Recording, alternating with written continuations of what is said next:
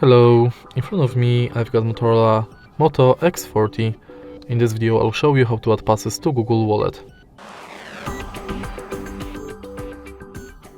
In the beginning, let's go to Google Wallet and tap Add to Wallet button. Focus on Transit Pass, Loyalty and Gift Card. First, let's select Transit Pass, and if you are able to find your transit way, select it. You'll be redirected to a website where you have to finish the inside form.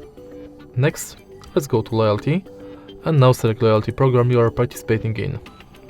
Scan your card or enter member ID manually.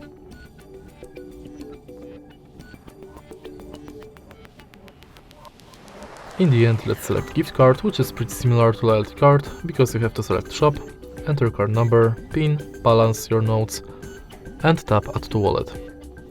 All of your cards will appear on the homepage of Google Wallet. If you find this video helpful, please leave a like, comment and subscribe.